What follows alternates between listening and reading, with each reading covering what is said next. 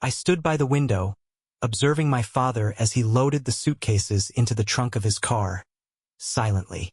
Earlier that morning, he had mentioned he would be gone for a few days but didn't provide any reason for his departure. It struck me as odd. He usually gave me a heads up when he planned to be away for an extended period. With each passing second, a growing sense of anxiety swelled within me. When the door slammed shut behind him, my stepmother, Sophie, shot up from the table so suddenly that her chair fell over.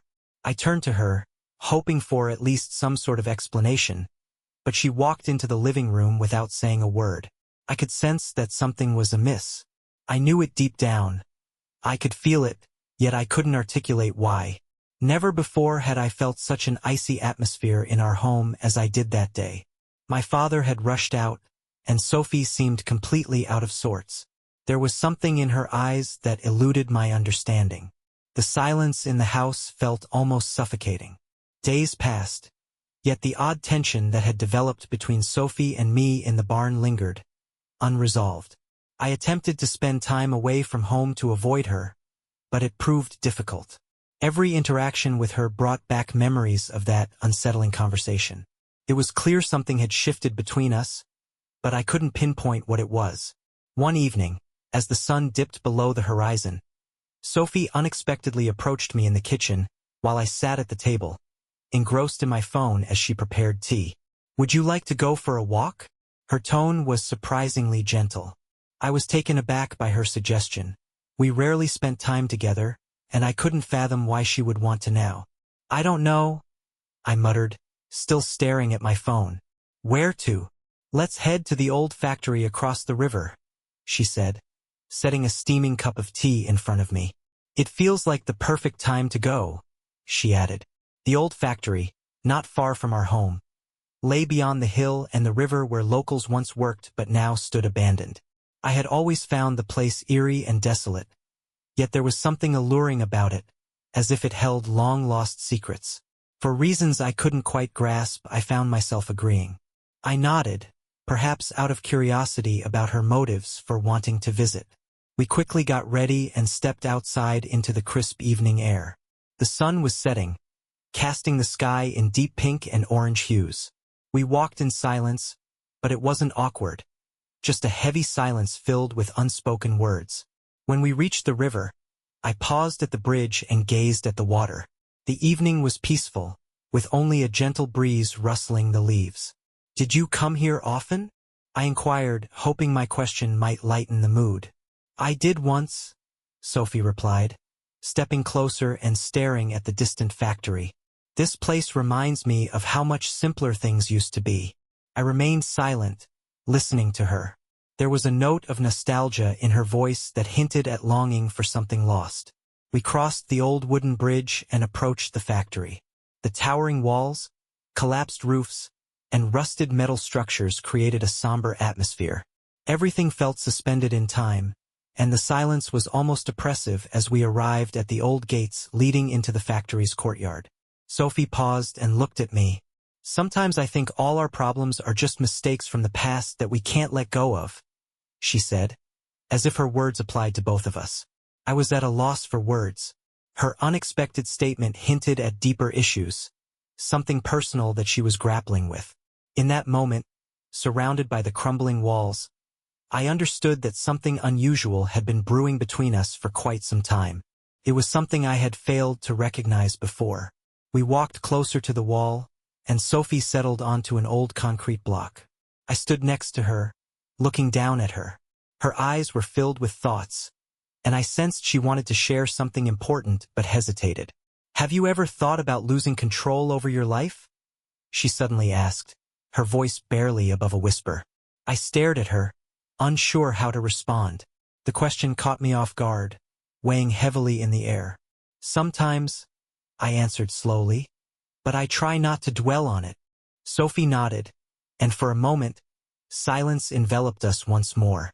The wind picked up, and suddenly, I felt her presence more acutely, as if the world around us had faded, leaving only the two of us.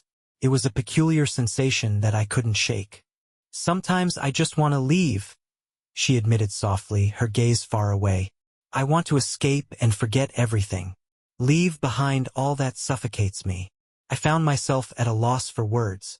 My mind raced as I realized her words held more than a simple desire to flee. They were a cry for help I couldn't ignore, yet I felt ill-equipped to address. At that moment, she rose and stepped closer to me. I felt an undeniable tension building between us, and it frightened me. Sophie paused for a second, her sad eyes locked onto mine, and then, without a word, moved even nearer.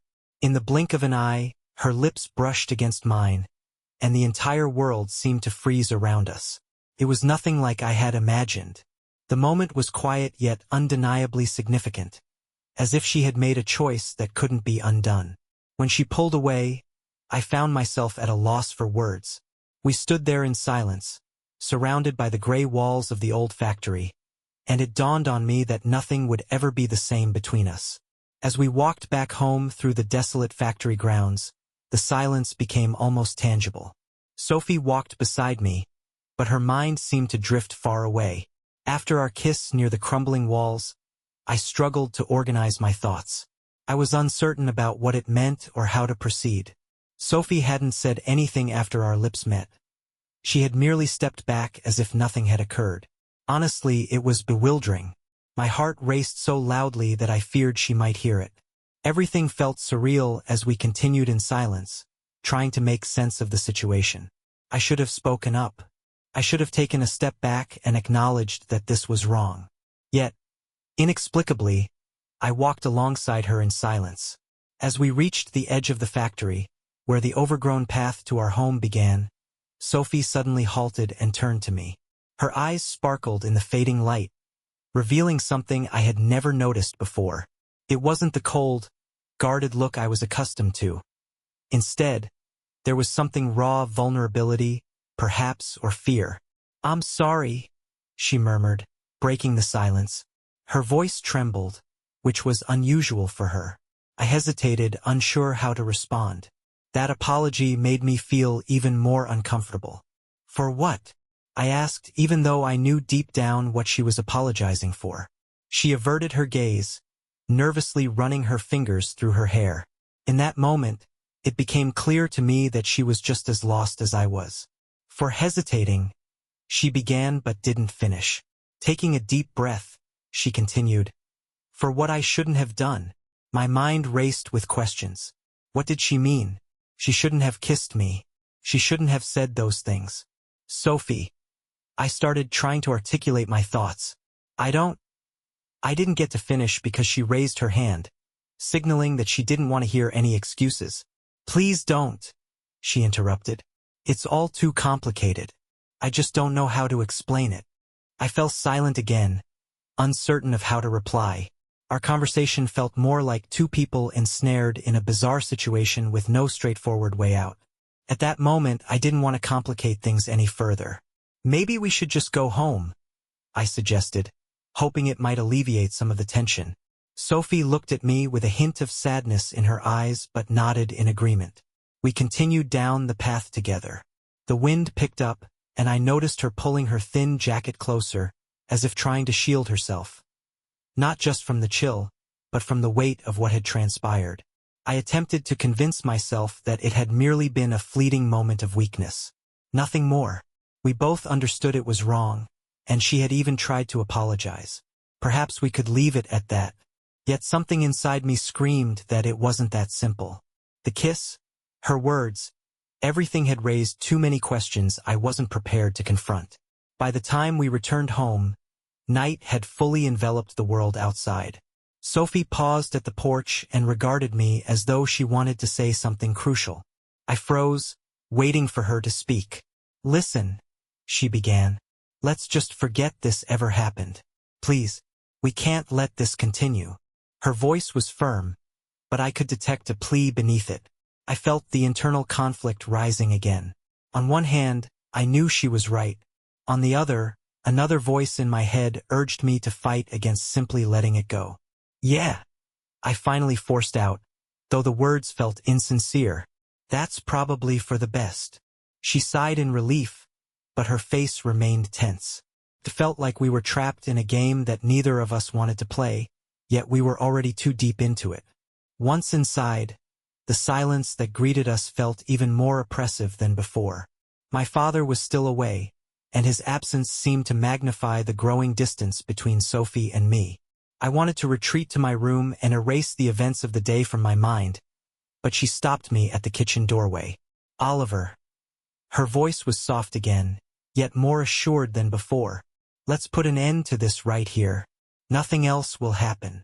I nodded, but her words gnawed at me. "Nothing else will happen." It sounded so final, yet I knew it wasn't that simple. "All right," I replied, not really convinced that she was certain. We both attempted to convince ourselves that this was the conclusion, but the tension hanging in the air suggested otherwise. I ascended the stairs, leaving her alone in the kitchen. Lying in bed, I tossed and turned for what felt like ages. Her words, that kiss, and the emotions I was struggling to suppress whirled around in my mind.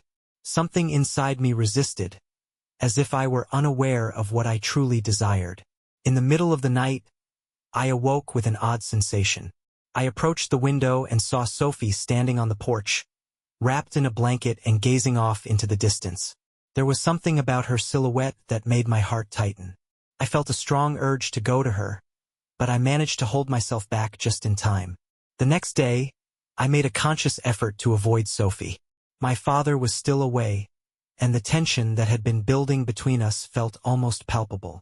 I would leave the house early each morning and return late in the evening, hoping to escape the relentless thoughts that kept creeping into my mind. Yet no matter how hard I tried, something within me refused to let go. I knew I couldn't run from this for much longer. By evening, I resolved to head to the old garage, a little farther from the house. It was abandoned and had become one of those places where I could find solitude with my thoughts. I settled on a wooden bench against the wall, watching the sunset through the cracks in the structure. This corner reminded me of simpler days, when there wasn't a heavy burden looming over my life. Then I heard the door of the garage creak open, and my heart raced. Sophie stood in the doorway, her silhouette sharply defined against the dimming light. I flinched, caught off guard by her presence. She quietly closed the door behind her and moved closer, sitting softly on the bench beside me. We remained silent, just the sound of the wind outside filling the void. "I thought you ran away from me," she finally said, her voice soft yet laced with a peculiar sadness. I didn't know what to say. I admitted, feeling the tension between us intensify with each passing second. Sophie looked at me, and in her gaze, I noticed uncertainty. It was strange to see her this way. She usually exuded calmness and composure, but something had shifted within her.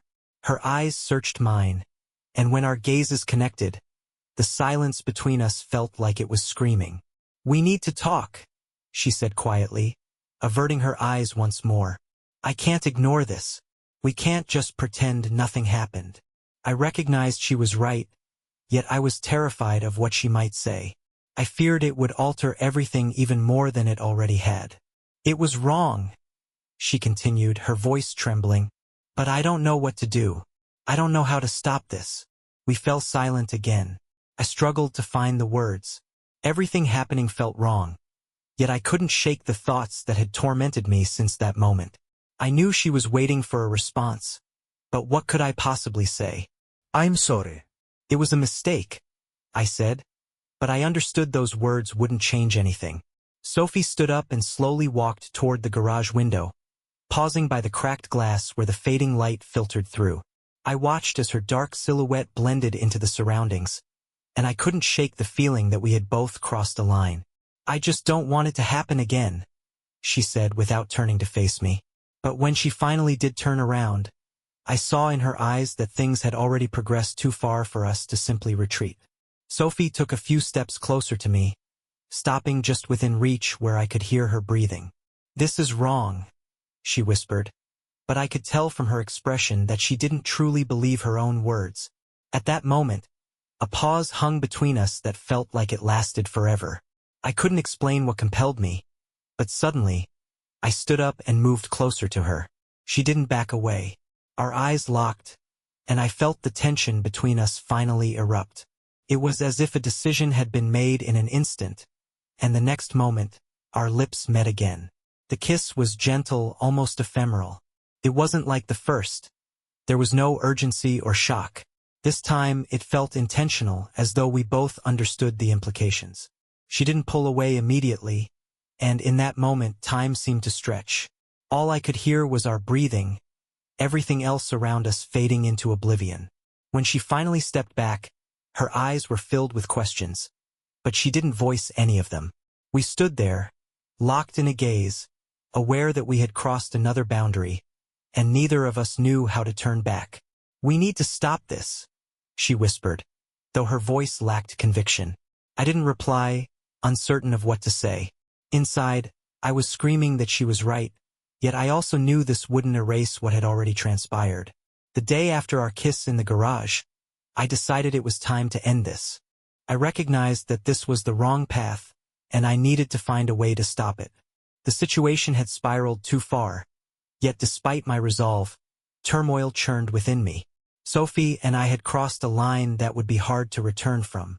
Every time I tried to convince myself we could forget and move on, I realized I was only deceiving myself. I spent the entire day outside, wandering through the woods behind our house. Nature always calmed me and helped clear my thoughts. The trees rustled gently in the wind, and I felt a slight sense of clarity within. I walked along the path that followed the old stream, leading deeper into the woods. With each step, I assured myself that I would find the right words to explain everything to Sophie. We had to put a stop to this before it destroyed everything around us. By evening, I returned home to the familiar quietness. My father was still delayed in the city for a few more days, giving Sophie and me time to sort things out. I walked into the kitchen and spotted her by the window, lost in her thoughts. She hadn't heard me enter. She held a cup of tea, though it was evident she had forgotten about it. The liquid had gone cold and no steam rose from the cup. Her gaze seemed distant, focused somewhere far beyond the kitchen. "Sophie?" I said softly, causing her to flinch. She turned to face me, her eyes narrowing as if she anticipated a difficult conversation she wasn't prepared for. We stood in silence for several seconds, neither of us able to decide who should break the quiet. I knew I needed to say something significant, but all my words felt inadequate. She stepped closer, and the familiar tension between us returned. "We need to talk," I finally stated, trying to sound firm. She set her cup down on the table and approached me, her expression serious. For a moment, I thought she might also want to end everything and that we would find a way to return to normalcy. But there was something in her eyes that worried me. "You're right," she replied quietly, almost in a whisper. "We really do need to talk." I opened my mouth to continue, but then she stepped closer, her hand lightly resting on my shoulder. The gesture was subtle, yet it conveyed more than words ever could. We fell silent again, and the unbearable tension around us seemed to engulf everything. I realized we were standing at the edge of something significant, and this moment would dictate what happened next. "This is wrong," I finally managed to say, but my words sounded unconvincing, as if I didn't fully believe them myself. She nodded, but her eyes remained locked onto mine. I wanted to add something else, but there was no time.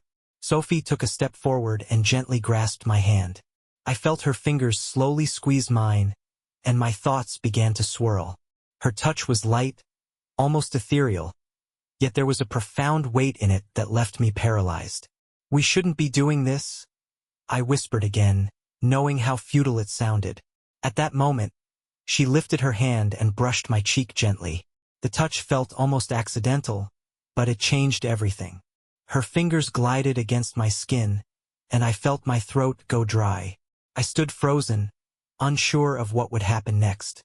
But as she leaned in closer, I knew I could stop this, yet I didn't take a step back. The kiss took me by surprise, yet it was soft, like a gentle breeze in early autumn. This time, it didn't resemble the previous kisses. Everything felt different. There was no urgency, and its tenderness was bewildering. I felt her hand slide from my cheek to my shoulder, again without haste, just a connection I couldn't quite put into words. When she finally pulled away, Time seemed to freeze once more. We stood in silence again, unsure of what to do next. Her eyes fluttered closed for a moment, and then she opened them, looking directly at me. "I don't know how to stop," she admitted, confusion lacing her voice. I realized I didn't know how to stop either. It felt like falling into an abyss, aware that I shouldn't venture any further, yet unable to hold back. "We shouldn't," I began, but she halted me with her gaze. "I know," she said softly, and I saw the same turmoil reflected in her eyes. We both understood we had already crossed a line, and there was no simple way to return. I wanted to say something else, to explain that this couldn't go on, but all the words seemed futile. Instead, we remained silent, each of us grappling with our emotions. I felt as if everything around us was crumbling, and I had no idea how to fix it. The rest of the evening dragged on in an odd, heavy silence. I could feel the tension in the house intensifying with each passing minute. Sophie sat curled up on the couch in the living room, a book in her hands, though I knew she wasn't reading. Her gaze was distant, as if she were elsewhere. I couldn't find peace either. Our last conversation and that kiss had left so much unsaid, creating a heavy, invisible weight pressing down on us both. The house felt cold, despite the warmth of the summer evening outside. I decided to act as if nothing was happening and retreated to my room. But even as I tried to distract myself, the realization that we had gone too far haunted my mind. I knew I needed to find a way out of this predicament. But how? We both understood this shouldn't have happened. Yet somehow we couldn't stop. Night descended without my notice. I lay in bed, but sleep eluded me. Thoughts raced through my mind, and with each hour that passed, the feeling grew stronger that something was about to change. I lay there with my eyes shut, yet it felt as if time stretched endlessly, as if the night itself were resisting its conclusion. Just as I was about to drift off, a light knock on the door jolted me awake. My eyes flew open, and I sat up in bed, my heart racing. I immediately knew who it was. The room was shrouded in darkness, with only a faint moonlight seeping through the curtains. "Oliver," came Sophie's quiet voice, almost a whisper. I froze, feeling a knot tighten within me. Her presence outside the door felt surreal, like a dream. I understood she shouldn't be there, but I couldn't find the strength to respond. "Can I come in?" she whispered again, slightly louder this time. I nodded, even though I knew she couldn't see me. Still, she didn't need my confirmation.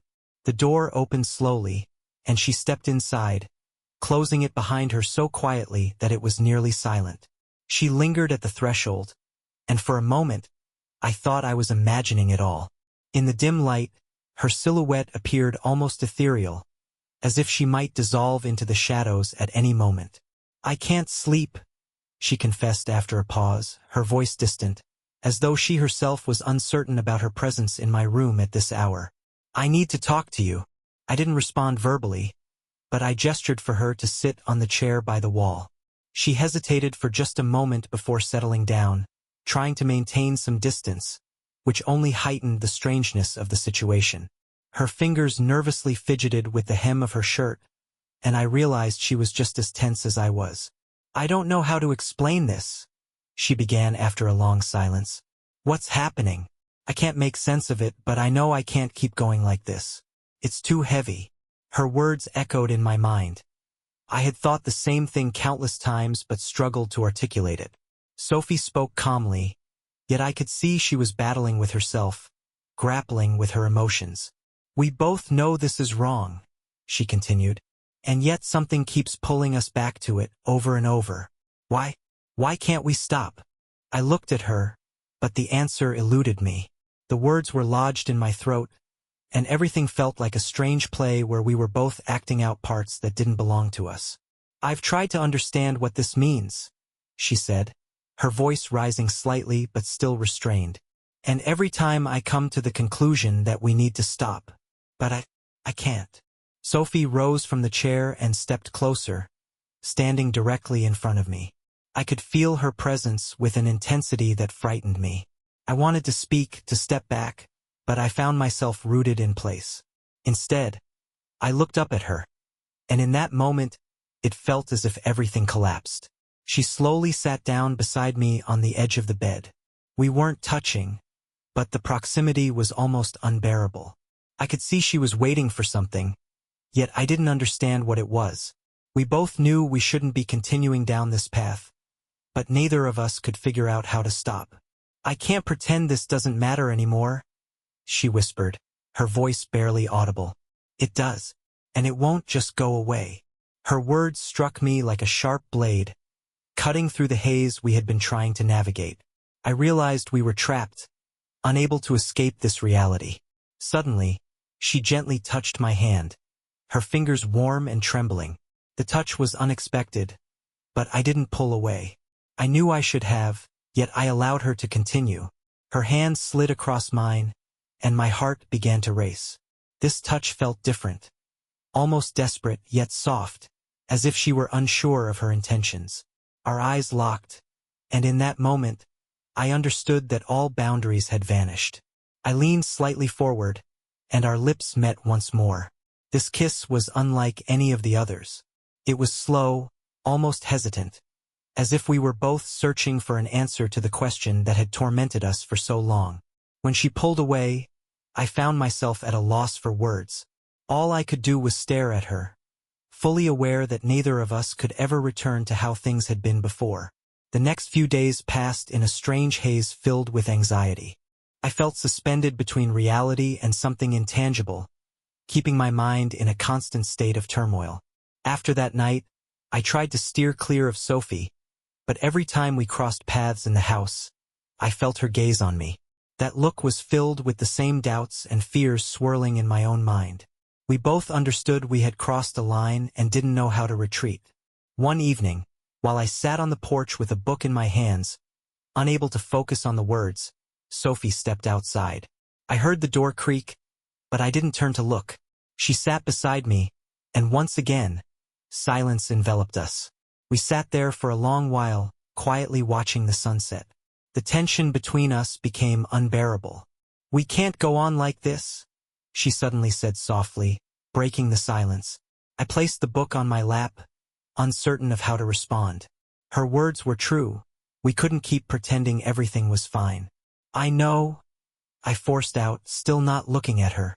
Sophie sighed heavily, and I could hear the exhaustion in her voice. "Dad will be home soon, and I can't imagine looking him in the eye, knowing what we've done." Her voice quivered, and I could see the emotional dam inside her was about to burst. "It feels like a trap we can't escape from." I finally turned my head to meet her gaze. Sophie looked lost and drained, her eyes swollen and red as if sleep had long eluded her. Her words struck me like a reality check, reminding me that every moment we spent together only deepened our predicament. We were teetering on the edge of a cliff, unsure of how to avoid the plunge. "We really can't go on like this," I murmured, feeling a tightening in my chest. "But I don't know how to stop." Sophie dropped her gaze, running her fingers through her hair. Her shoulders sagged, as though the burden she carried was too much to bear. I felt a sharp stab of guilt, a haunting realization that we had gone too far. "I always thought I could control my feelings," she confessed, her voice growing softer. "I kept telling myself it was just a fleeting attraction that would fade away, but with each passing day, it only grows stronger." I stayed silent, struggling to find the right words. Everything felt trapped in my throat. I knew we shouldn't have crossed this line, but how could we possibly find a way out? "Dad loves you," I finally blurted out, fully aware that these words would cut deep. "We can't betray him like this." Sophie's hands clenched into fists as she shut her eyes tightly. I could see her battling her inner turmoil, trying to find a solution that wouldn't lead to catastrophe. "I know," she whispered, her voice trembling. "I know it's wrong, but how do we go back, Oliver? We've gone too far." We fell silent again, lost in our thoughts, both recognizing that there was no simple escape. I wanted to hold on to the hope that we could somehow mend this, but deep down, I knew we were out of options. Suddenly, Sophie turned to me, her expression grave. "We have to end this now," she declared, her tone more assertive. "Right now, before it all crumbles to dust." I can't keep carrying this weight. I nodded, yet the words felt heavy in my mouth. I knew she was right, but a part of me clung to the thought of what we had. Sophie stepped toward the porch railing, the wind gently tugging at her hair, as if she were gathering the courage to make a pivotal choice. "Oliver," she said softly, turning to me once more. "I don't want to keep fleeing from what I feel, but I can't let this destroy everything we have. We both know this can only lead to something worse." She took a step closer, and a sharp ache pierced my chest. Sophie halted just a few steps away, her eyes filled with sorrow and an emotion I couldn't quite place. She reached out and lightly touched my cheek. The gesture caught me off guard, but it felt almost ethereal, like a gentle breeze. I didn't pull away, even though I knew I should have. Her fingers slid across my skin, and in that moment, I realized I wouldn't be able to resist what was about to unfold. Our lips met once more, but this kiss felt different. It was slow and deliberate, as if we both understood this was our final moment of closeness. There was no rush, no doubt, just an overwhelming sense that this was a goodbye. When she pulled away, tears glistened in her eyes, and I could see she was struggling to hold them back. "We have to stop this," she murmured, and I nodded again, even as every part of me rebelled against the idea. The days that followed our kiss blurred together in a haze of confusion and anxiety. Sophie barely spoke to me, and we tried to avoid each other, which was nearly impossible in such close quarters. When my father returned earlier than expected, the atmosphere grew even more strained. Every shared meal, every fleeting glance, every incidental encounter in the hallway felt loaded with unspoken tension. One evening, as the three of us sat around the table, the silence became so oppressive it felt like it might crush me. My father chatted cheerfully about work, but I struggled to focus on his words. My eyes kept drifting toward Sophie, and each time our gazes met, she quickly looked away, her face a mask of indifference. But I knew the storm brewing inside her mirrored my own turmoil. After dinner, my father retreated to his office, and I stayed behind to clear the table. Sophie approached me slowly, and for a brief moment, we were alone in the kitchen. I sensed she wanted to say something, but she hesitated. The silence was deafening. "We need to talk," she finally whispered, avoiding eye contact. I froze, holding a plate in my hands, and slowly nodded. The weight of everything we'd been through felt heavier each day, and I realized we could no longer pretend that life was normal. We stepped out onto the porch, where the cool night air offered a respite from the heat building inside me. Sophie stood next to me, arms crossed, silently grappling with her thoughts. The sky had darkened, and the stillness around us amplified the tension. "I can't do this anymore," she finally breathed.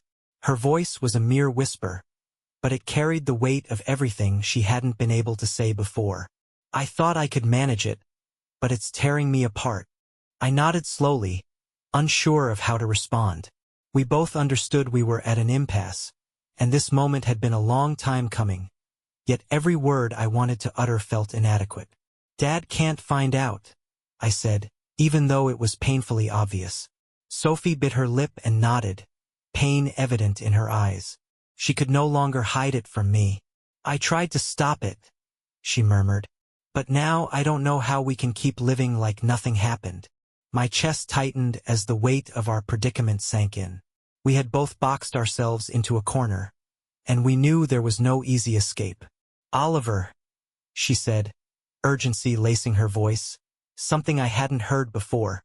"I'm leaving. I have to go." Her words struck me like lightning. I struggled to grasp what she meant. Was she serious? Leaving? Leaving my father? Leaving me? A torrent of questions surged through my mind, and I felt the ground beneath me shift. "You're leaving," I stammered, disbelief flooding my voice. She nodded, determination etched on her face. "It's the only way to fix this. I love your father, but I can't carry this weight any longer." Her voice quavered, but she pressed on, as if afraid that pausing would strip her of the courage to continue. "I'm leaving tomorrow morning. I've already packed my things." My heart plummeted. Tomorrow? That was far too soon. I couldn't fathom how everything could end so abruptly. What do I tell Dad? I finally managed to ask, struggling to find the words. Tell him I'm tired, that I need time, she replied, tears welling in her eyes. He deserves the truth, but not the kind of truth that will destroy him. She stepped closer, placing a hand on my shoulder, and I felt that same heavy weight pressing down on us. I'm sorry, Oliver, she whispered, her voice trembling. I shouldn't have dragged you into this. I was lost for words. Nothing came to mind. Instead, I just stood there, feeling as if the world around me was collapsing.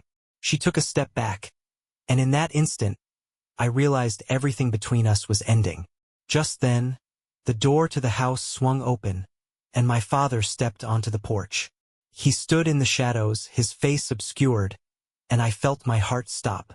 He stood there silently, observing Sophie and me. The moment stretched into eternity. What had he seen? What did he know?